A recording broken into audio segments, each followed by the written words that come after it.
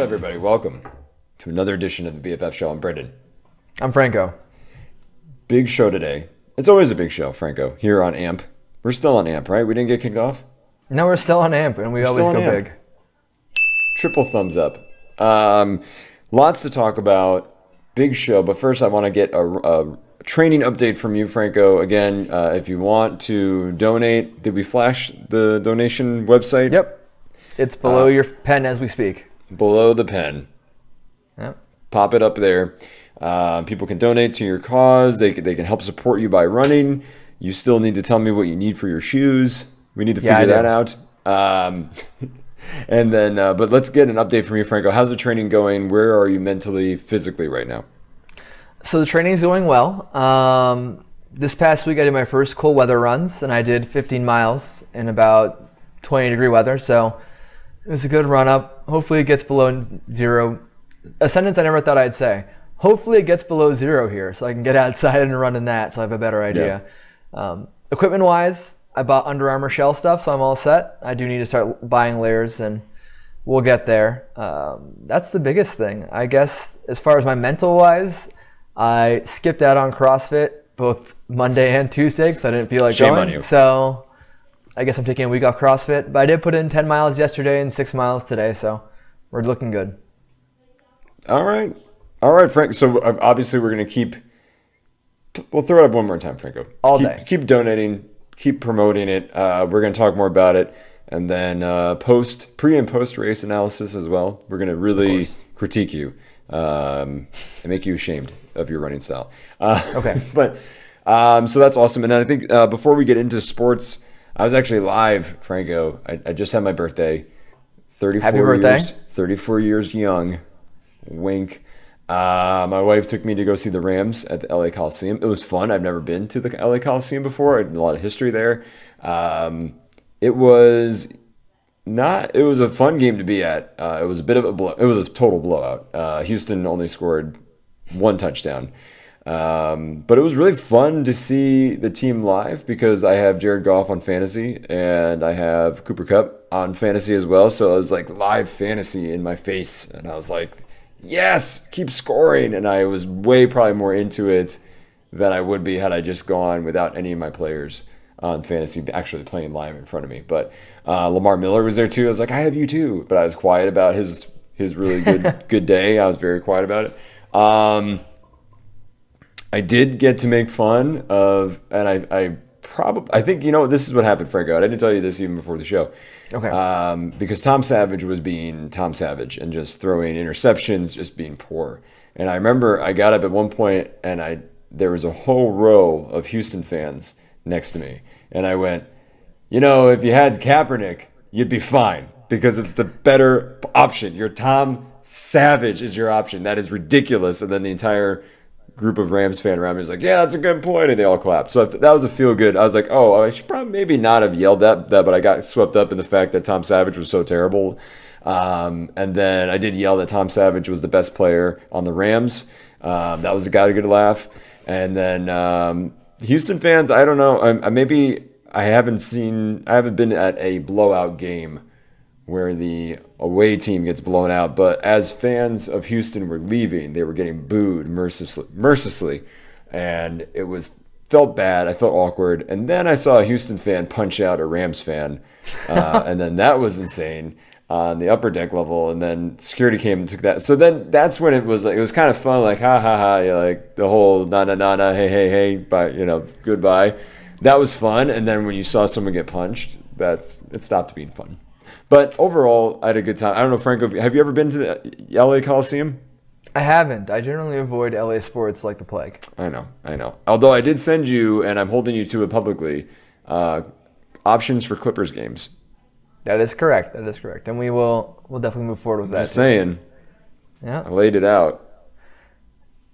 I'm not going to put it on the screen right now, but I will. I don't want you to put it on the screen. Put on the screen that no website available. That's what should be flashing right now. No website available. Yeah. No website available. But I will visit, and we will do a BOB. That's the old show. We'll do the BFF show live in the same place. It'll be fun. Yes, please. In this beautiful studio that I've built Not really. I'll keep We'll rent the closet doors a studio for that day. We'll find some space somewhere. Actually, we can talk off air. I know where we can do it. Okay. But no, it was fun. I think it was USC campus was beautiful. I'd never been there before. It was kind of weird to get off the train. You're in a botanical garden, which is beautiful, but they fenced it off, and rightfully so, because it was a bunch of crazy animal Rams fans that were drunk. So like that was funny to me, the dissonance between, oh, well, let's have a beautiful science center and then a bunch of tailgating and drunks trying to fight each other in that midst. It just didn't seem to mesh with the academic mission of that place. So that was amusing. And then the stadium itself, not terrible. Good beer, halfway decent food. It was fun. I had a good time. So hey, if you're in the LA area, come on over. It's fun. It's a good time. So out of curiosity, what food item did you order, and did you find the closest bathroom quickly? I knew where the bathrooms were at all times. Okay. I only had one hot dog and a pretzel, and that was it. Hot dogs better than Chavez Ravine or same?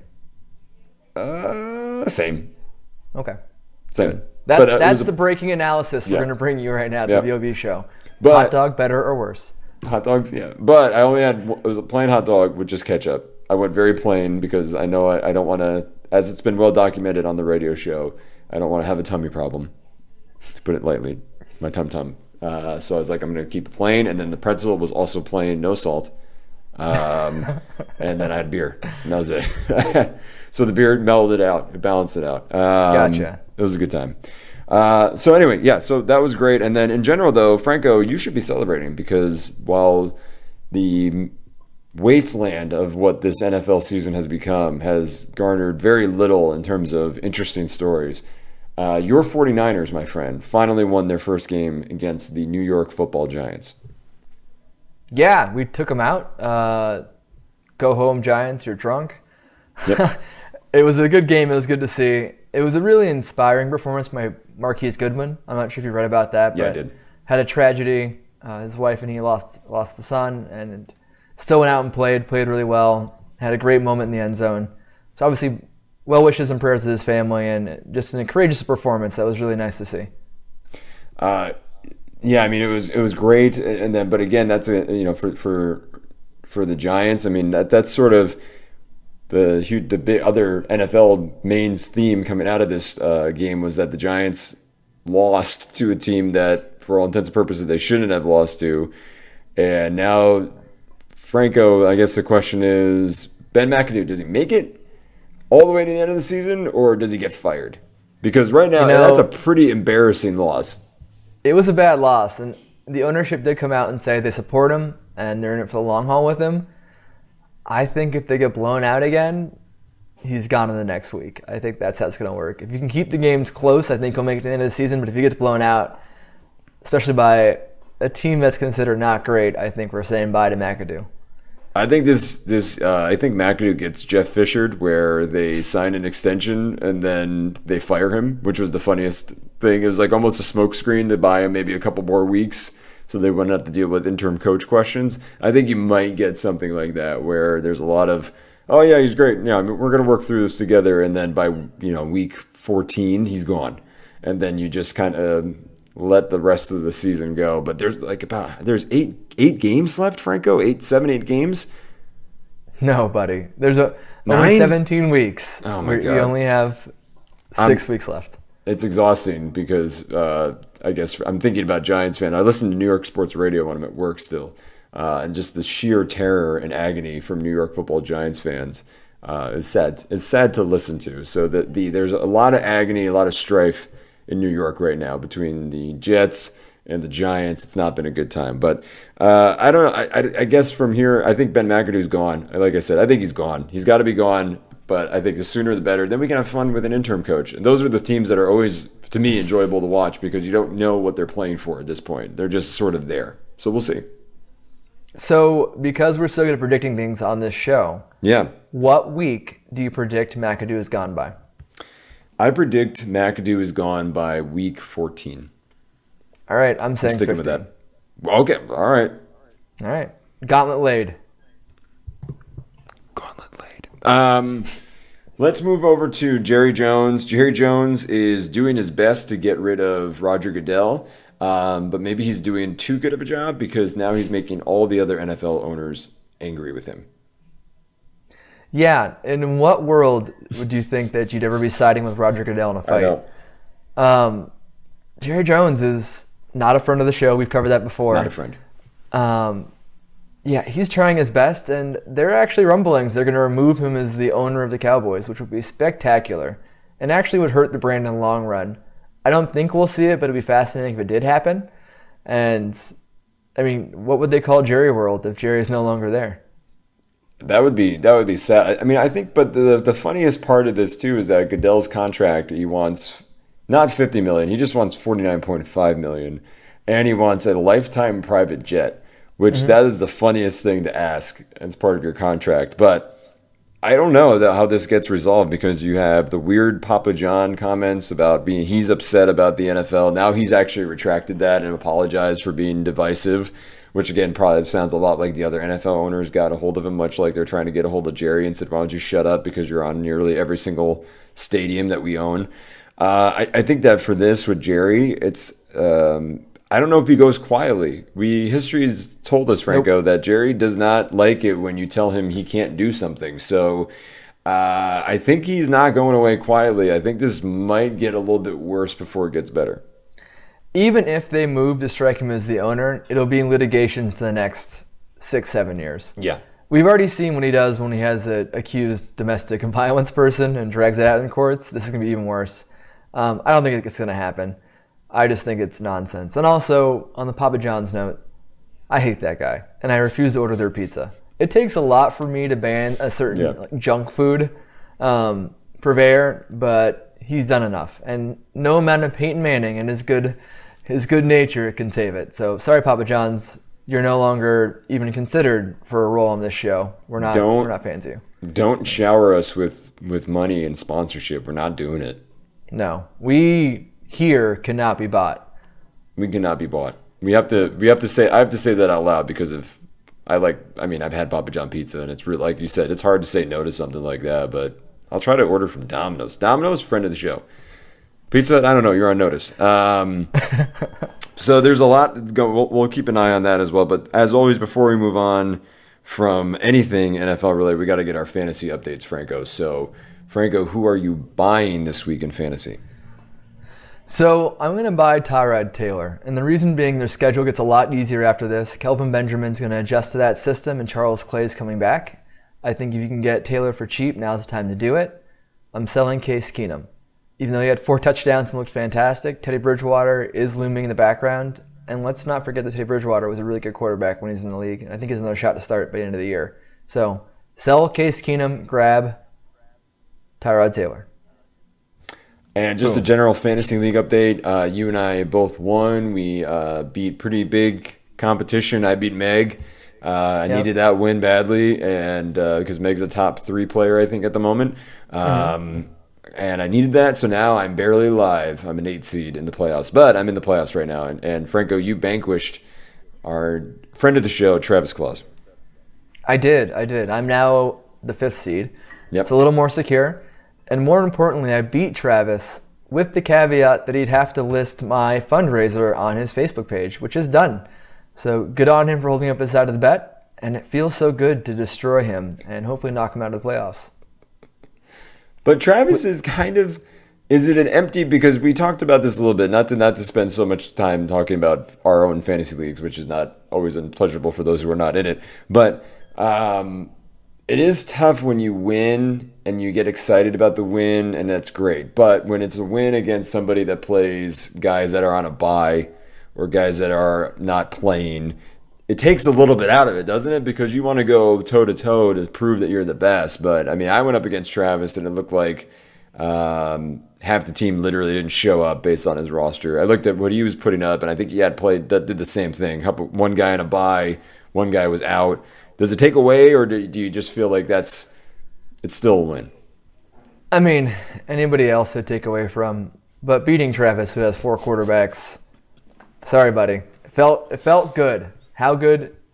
Darn good. I was going to say the other word, but then I realized I'm going to have to bleep it out later. Yeah. And the less edits I can do, the better. So, yeah, vanquished Travis, won our little scrimmage, and made him pay for years of being the villain of the league. So that wraps it up nicely.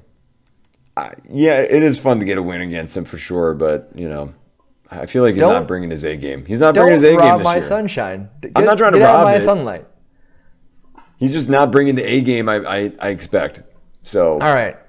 Well, after this week, we'll both encourage him to get his A game up. Yes. And dear viewer, Travis Claus on Facebook, feel welcome to send him a message saying, "Get your A game up." That way, our segments are a little more interesting when it comes to these kind of things. Yes, please do so. Let's move to WWE. One of the big four of their pay-per-view programming is this Sunday. If you're watching it now or, whenever you watched it, figure it out. Survivor Series 2017 is this Sunday. A lot of big matchups. To recap Raw, we finally found out the new fifth member of the Raw Survivor Series team. The storyline was a weird one last night. We can talk a little bit about Franco. I'm not sure if you caught up with it or not. I didn't see it. I read about it. Essentially, Jason Jordan comes out and to his dad, Kurt Angle, and says in the middle of the ring, I want to compete, but there's an injury, suspected injury, or that he might not be the best. Stephanie McMahon, prior to that moment, made fun of Kurt Angle for selecting his own son and not when SmackDown chose John Cena, not someone of that caliber. He's hemming and hawing. He's like, "Dad, please keep me in." Then Stephanie's music hits and said, "You got to do it." And then there's more where Kurt Angle just kind of stands there. And then Triple H's music hits. He comes out and says, "If you're not going to make the announcement, I will. I'm the final member." And then, for whatever reason, he turns around and he kicks Jason Jordan, pedigrees him, leaves the ring, and Kurt does absolutely nothing. It was weird. That was the weirdest part. Because I read a lot of commentary and I thought of it too. If they're really playing this angle up where Kurt's Jordan's dad, why would your dad stand there as you got beat and then just be like, "Oh, guess that happened," and not retaliate at any moment? I agree. The only thing I can think of is that they're building the Jordan turn, and they're going to have Kurt say, "I love you, son, but I couldn't afford to lose this job. I'm finally back in the WWE finally, so I'm sorry." And then Jordan will eventually turn and hopefully get a rub, because this whole son angle is bombing miserably. I think maybe the only thing I can think of, again, I think I agree with that, but I think it has to be some sort of weird alignment with Triple H, maybe, because I don't know where they're building Triple H or if they're building Triple H Kurt Angle to WrestleMania, but maybe Jordan comes out to take out Kurt Angle and allow Triple H to pin him, and then you have sort of build up with Jordan leading to a Triple H Angle match, because you can't have Triple H on all the time. I guess you could, but it seems like it's too early to do that yet. So maybe you supplement and substitute Jordan in for a couple pay-per-views, get Kurt warmed up, and then reintroduce Triple H later. Either way, it's weird. The SmackDown team is a weird team. There's no weight to it. There's nothing on the line. It's all bragging rights and all this other nonsense. But when you have Kurt Angle, who is not going to do much in that match, Shane McMahon, who's not going to do too much, it kind of takes away, for me at least, the magnitude of this match. Definitely. And you have Shane McMahon, who probably will do too much, is what always happens with him. Yeah. I'm not excited about that match. Hopefully they put over Braun Strowman and Shinsuke Nakamura. That's not going to happen. It's going to be the Kurt Angle Triple H show versus Shane and John Cena. And it's going to be the same old WWE passing on younger stars. And we'll both be frustrated by the end of the night. And that'll be really it. And then more sort of frustration, which I think is more maddening for both of us. Your shirt says it all. You're a fan of the New Day. I'm a fan of the New Day. They are going up against the Shield, a reunited and healthy Roman Reigns. You just had the Raw superstars on SmackDown tonight beat up all of the SmackDown superstars, so maybe they win. I doubt it happens. I think it's going to be the Shield gets fed New Day, as you put it right before we started recording, which is a big bummer. Yeah, they're just going to feed New Day to the Shield, which is crappy. The reason they're going to do it is because Reigns is a main event guy. Theoretically, Rollins is still a main event guy, and Ambrose has been in the Intercontinental title picture, so the logic will be he's the three individual stars. The only way I can see them having New Day win is if, some sort of interference, take out Reigns, start another feud. I just think it sucks that the team that is the longest reigning tag team in the history of the company doesn't get more respect and isn't getting the nod. But maybe we're wrong. Maybe in some wacko universe, New Day wins and we can all be happy. I just wouldn't bet really anything on it. And then we also have a weird sort of switch. AJ Styles is now the WWE champion, so he's going up against Brock Lesnar. I just feel like Lesnar is going to win. Or maybe Samoa Joe, Finn Balor run in because they're not on the card. Oh, no, they are on the card. I'm sorry, they're part of the Raw. Yeah, they're in the Team Raw match. But they're in the Team Raw match. But I don't. Maybe there's some sort of run in because this reeks of weird finish. Like there's not going to be a definitive winner. I think either Jinder Mahal comes out and beats up AJ Styles to get his heat back, leading to an easy Lesnar win. That's the only thing I can think of that would help at least Mahal and keep him as at least a somewhat legitimate championship threat. Yeah, I think we see Mahal. He's not on the card. They didn't put him anywhere else. He's not involved in their programs. I think Mahal plays a role in the match. And I don't think they're going to let one title beat another because it would delegitimize one of the shows. So I think it's going to be a screwy finish. I don't think this match goes long. I think it's 15 minutes max. And that's probably with entrances, honestly. So, and then we have, it's going to be weird. It's going to be weird. And then we do have a women's match. That match changed just tonight as well. It was going to be Natalya, who's the current champion. Now it's Charlotte versus Alexa Bliss, with Charlotte beating Natalya for the women's championship belt tonight. I don't know. I mean, I think this is leading up to Charlotte beating up on Alexa Bliss for sure. This is how this looks to me. Yeah, I think Charlotte wins this match. I think the reason why they changed it was the heel-face dynamic. Yeah. I think there's going to be some screwy stuff happening during the pay-per-view, and they always kind of want to have a face win over in some way. So I think Enzo Amore goes over Kalisto in the Cruiserweight match, giving another heel win. So I think this is going to be the counterbalance. Let Charlotte win as the face to give everybody a good feeling and kind of end on that note. And then we have the Raw women versus the SmackDown women 5-on-5 elimination match. The only thing I can think that might happen is if they utilize Paige on behalf of one brand over the other. That would be a nice way to reintroduce her. But that's the only thing I'd be looking for. Other than that, I'm not really interested in what's going on with this either because they didn't do much for a build-up. Yeah, the only thing I care about is making sure they book Asuka right and having her cut through the match. And they've kind of protected Nia Jax in some ways by having her get eliminated by a lot of people's efforts. They're going to have to do it twice to kind of keep those two athletes legitimate. So the booking will at least be interesting so we can see how that pans out. Yeah. So you're going to be away, though, so I'll watch. I don't know if you're going to be back in time. I actually made sure I will be back in town in time for us to watch Survivor Series. So we will actually have we will have a review next week from us watching it together. Yeah. We could do a live, but it would be really boring because you and I tend to zone in on what's going on and then we recap. But so we'll watch what like we normally do together, and then we'll go from there. The last thing we'll talk about tonight is that Justice League comes out, and I don't know, Franco. Normally, you and I love this stuff. This should be something that is at the forefront of our minds, and probably should be the lead of the show. Finally, after years and years and years, Justice League the movie's happening. But to me, it's like, oh, I forgot that this is the thing. I forgot about this because, again, this is another it's more of a nervousness of, I hope they don't mess this up. This kind of looks okay, but I wish it looked better. And I kind of feel obligated to see it. I don't really want to see it. Yeah, I'm in the same place. I'm going to see it. And I'm super worried because I feel like they started filming this movie with one idea in mind, and then Wonder Woman did really well. So they tried to go back and refilm parts of it to try to match that tone. And I think we're going to end up with a really big mess of a movie with a villain that's not really well formed and is all CGI again. So I just don't know how we can get invested in this and move the needle. I'm going to see it because, well, I have to. I just feel obligated. Yeah. But not excited, not expecting much. Yeah, DC's played with my heart too much over the years here, so I can't get ready.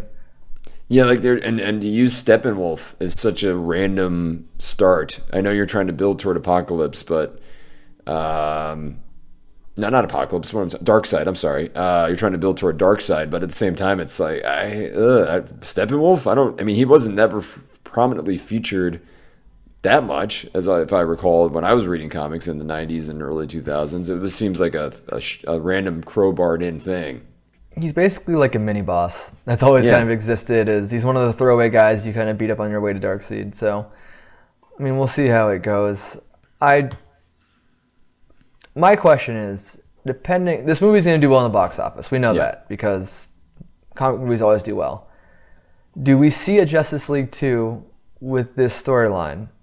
Or is it going to get so critically panned that we're going to have to see another reboot? What do you think? I don't think we see a Justice League 2. I think we see a Wonder Woman 2 and a Wonder Woman 3 before Justice League 2. Okay. And I think we see I think everybody goes their separate ways. I don't think they're doing a Justice League 2 because I don't know, unless they figure out a way. I can't even think of what the best way to approach this would, unless they use one standalone film to then lead directly into the Justice League, where they all show up at the end of that standalone. That way you can just jumpstart it without having to lay the groundwork. That would be the only thing that's sort of the untouched frontier for me, where I would love. It would be really interesting if they just, bam, you're in the action, and it's a tight hour and a half of a climactic battle scene. And you get some of those moments, but without any of the build-up. Because that would be the only thing that would be of interest. Like, you do the build-up in Man of Steel 2, and then you have just, here's the big battle, here's the fight, here's the good stuff. This is, again, how they do it in the comics, Franco, where when you lead up to it, you don't have a lot of talking when there's a major crisis. It's all of a sudden they're just there. So that would be my only suggestion. They're not going to do it, but I don't think you see it Justice League 2. Yeah, and there's no world that a DC movie is under 2 hours. Just not going to happen. But yeah, so I think that's where we're at with that. We'll get back to you, dear viewer, on how we think of it, and we'll go from there. All right, Franco, what did you learn today? Man, I learned so much. I learned that you're not excited about seeing Superman, who should be dead, and that was the entire build-up, but it's already been featured in ad space. So you're not excited about Superman coming back, and that seems not okay in some ways. Yeah. What'd you learn? This is what I learned. I learned that we are going to probably end up hate watching Survivor Series, but I'm okay with that because that makes it more fun. All right. Well, that's sad, but we'll see. Maybe we'll be pleasantly surprised. We'll go into it with that. We'll Crossing my fingers. Crossing our fingers. All right. For the BFF show, I'm Brendan. I'm Franco. Have a good week. Peace.